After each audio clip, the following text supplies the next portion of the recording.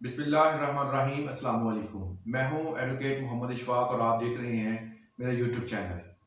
आज हमने जिस टॉपिक पे बात करनी है, आज का जो हमारा टॉपिक है वो है कि मुल्क को कर्ज़ों के नादिनहान के बहरान से बचाने के लिए हुकूमत ने एक ऑर्डिनेंस जारी किया है, एक ऑर्डिनेंस पास कर दिया है, एक नया ऑर्डिनेंस लेके आए हैं।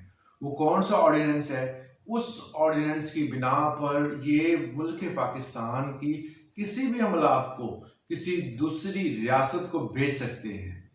इसमें कौन कौन सी चीज़ें सामने आई हैं, उन तमाम चीज़ों को आज की वीडियो में हम डिस्कस करेंगे।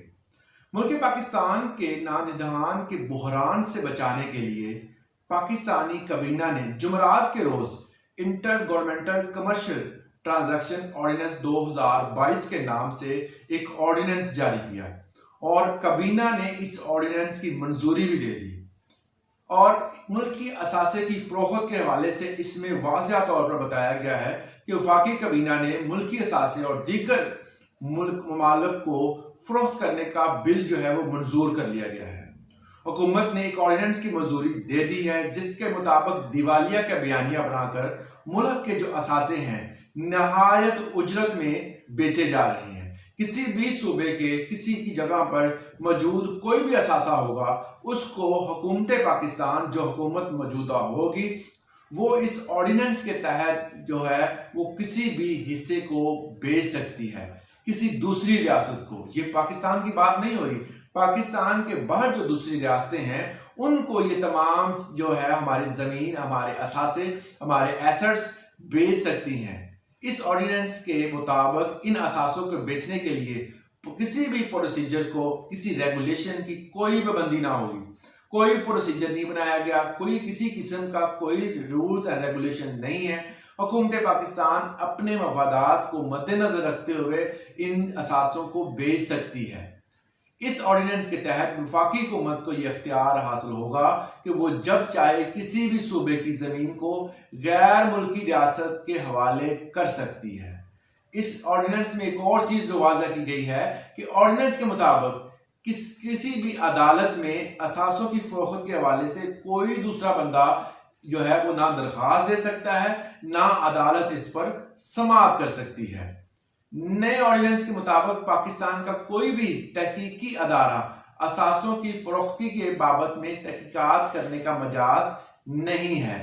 ये वो मुल्की असासे बेचने का बिल जो मंजूर हुआ है, बेसिकली पाकिस्तान को बेचने का मंजूर हो गया है।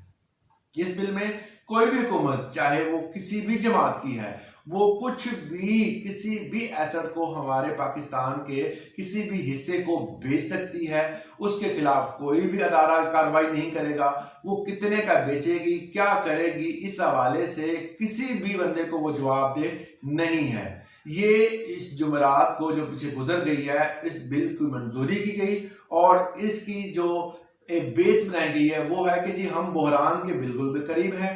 हम बहरान से निकलने के लिए हम ये तमाम काम कर रहे हैं। तो ये बेसिकली ये दूसरे ममालिक सियासती जो रियासतें हैं, दूसरी रियासतें हैं जो हमारे हमसाया रियासतें हैं या किसी भी नज़र में आप देख सकते हैं, चाहे वो यूएई है, चाहे वो तुर्की है, कोई भी ऐसा मुल्क जो हमारे साथ है या हमारे साथ नहीं है, हम पाकिस्तान के जो सियासतदान है इस मुल्क के किसी भी एसेट को, किसी भी हिस्से को, किसी भी असासे को बिला झिझक वो उनको सेल कर सकती है, बेच सकती है और मनोमन वो उसके मालिक भी होंगे और उनको कानूनी हक दिया जाएगा।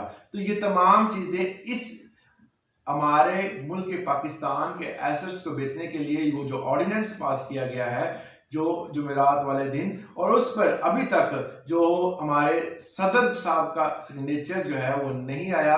उसके आने के बाद ये पूरे मुल्क में नाफुजुल अमल होगा और मुल्क जो होगी वो इस चीज़ की जो उनको इस चीज़ की परमिशन मिल जाएगी, वो किसी भी जगह पर किसी भी एसेट को, किसी भी असासे को बेच सकती हैं।